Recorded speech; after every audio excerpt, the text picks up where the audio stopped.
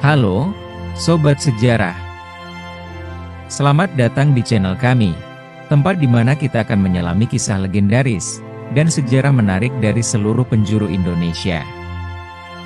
Dari kerajaan-kerajaan kuno hingga mitos yang masih hidup hingga kini, kita akan mengungkap cerita yang jarang diketahui.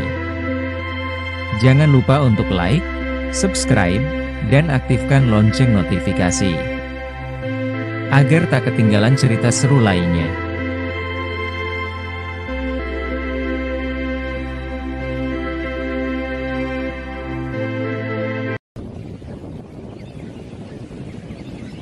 Dahulu kala, di daerah Ngawi, Jawa Timur ada sebuah kerajaan bernama Ringin Anom yang diperintah Prabu Aryo Seto, seorang raja yang adil dan bijaksana. Baginda mempunyai seorang putri bernama Putri Kemuning. Selain cantik jelita, tubuh sang putri menebarkan aroma yang harum menyegarkan. Pada suatu hari, Putri Kemuning terkena penyakit aneh. Tiba-tiba saja badannya mengeluarkan bau yang tak sedap. Akan halnya dengan keadaan putrinya ini, Sang Prabu Aryo Seto jadi sedih. Ia jadi khawatir kalau nanti tak ada seorang pun pangeran atau pemuda yang mau menikahi putrinya. Berbagai usaha sudah dilakukan oleh para tabib istana dengan memberi obat-obatan tradisional untuk menghilangkan bau badan, yaitu dengan daun kemangi dan daun beluntas, namun penyakit sang putri tak juga bisa disembuhkan. Bahkan sampai seluruh tabib yang ada di negeri Ringin Anom diundang, tak satu pun ada yang bisa mengobati penyakit sang putri tercinta. Prabu Aryo Seto semakin bingung dan resah serta nyaris hampir putus asa. Sepanjang siang dan malam kerjanya hanya duduk melamun, seorang diri memikirkan nasib malang yang menimpa anak sematawayangnya. Di puncak keresahannya itu dia segera melakukan semedi untuk mohon petunjuk kepada Tuhan Yang Maha Kuasa agar penyakit aneh yang menimpa putrinya dapat disembuhkan. Pada suatu malam, ketika Sang Prabu Aryo Seto larut dalam semedinya, lama-lama terdengar bisikan gaib di telinganya. "Dengarlah wahai Prabu Aryo Seto. Satu-satunya obat yang bisa menyembuhkan penyakit anakmu adalah daun sirna ganda yang tumbuh di dalam sebuah goa yang ada di kaki Gunung Argadumadi." Keesokan harinya, Prabu Aryo Seto segera mengumpulkan seluruh rakyatnya di alun-alun depan istana untuk mengadakan sebuah sayembara. "Wahai seluruh rakyatku, kalian semua tentu sudah mengetahui perihal penyakit putriku. Tadi malam dalam semediku, aku mendapatkan petunjuk bahwa putriku dapat disembuhkan dengan daun sirna ganda yang tumbuh di sebuah goa yang ada di kaki Gunung Argadumadi. Dengan ini aku umumkan, barang siapa yang dapat mempersembahkan daun itu untuk putriku, jika ia laki-laki akan kunikahkan dengan putriku. Jika ia perempuan, akan kuangkat menjadi anakku," kata Sang Prabu di hadapan rakyat negeri Ringin Anom. Pengumuman yang sekaligus sayembara yang disampaikan oleh Prabu Aryo Seto, membuat seluruh yang hadir jadi gempar. Selanjutnya, berita tentang sayembara itu pun menyebar hingga ke seluruh pelosok negeri. Banyak warga yang tidak berani mengikuti sayembara tersebut karena mereka semua tahu bahwa gua itu dijaga oleh seekor naga yang sakti dan sangat ganas. Bahkan, sudah banyak warga yang menjadi korban keganasan naga itu. Walaupun demikian, banyak juga warga yang coba-coba memberanikan diri untuk mengikuti sayembara karena tergiur oleh hadiah yang dijanjikan oleh Sang Prabu. Setiap orang pasti akan senang jika menjadi menantu ataupun anak angkat raja. Adalah seorang pemuda bernama Jaka Buduk yang ingin sekali mengikuti sayembara tersebut. Seorang pemuda miskin yang tinggal di sebuah gubuk reot bersama ibunya di sebuah desa terpencil di dalam wilayah kerajaan Ringin Anom. Ia dipanggil Jaka Buduk karena kulitnya penuh dengan buduk atau koreng yang tak sembuh-sembuh. Penyakit aneh itu sudah dideritanya sejak ia masih kecil. Walaupun demikian, Jaka Buduk adalah seorang pemuda yang sakti.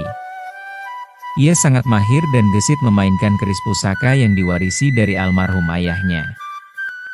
Dengan kesaktiannya itu, ia ingin sekali menolong sang putri. Namun, ia merasa malu dengan keadaan dirinya. Sementara itu, Para peserta sayembara telah berkumpul di kaki Gunung Argadumadi untuk menguji kesaktian mereka dan mencari daun sirna ganda yang dijaga oleh seekor naga sakti.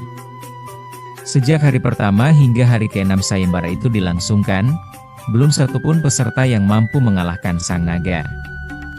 Pada hari ke-7, Jaka Buduk dengan tekadnya yang kuat memberanikan diri datang menghadap raja.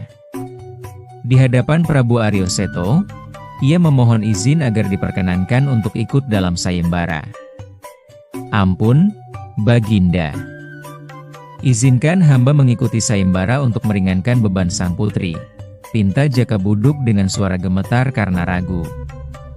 Prabu Aryo Seto tidak segera menjawab. Ia terdiam sejenak sambil memperhatikan Jaka Buduk yang tubuhnya dipenuhi bintik-bintik merah dan koreng. "Siapa kamu, hai anak muda? Dengan apa kamu bisa mengalahkan naga sakti itu?" tanya sang Prabu. "Hamba Jaka Buduk, Baginda.